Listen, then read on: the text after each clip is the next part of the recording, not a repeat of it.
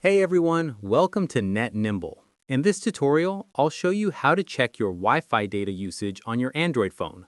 Let's get started. This tutorial works on most Android devices, including Xiaomi, Samsung, and other Android phones.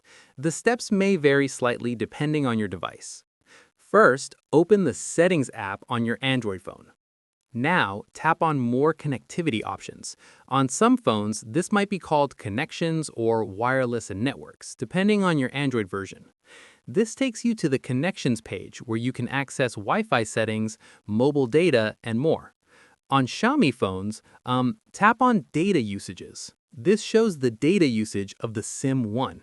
Now, at the top right corner, tap on Mobile Data icon. From the pop-up options, select the Wi-Fi usage. This reveals all the Wi-Fi data usage of your apps. On Samsung phones and other Android devices, you'll usually find this under Data Usage. At the top of the screen, you can find the total Wi-Fi data usage for you.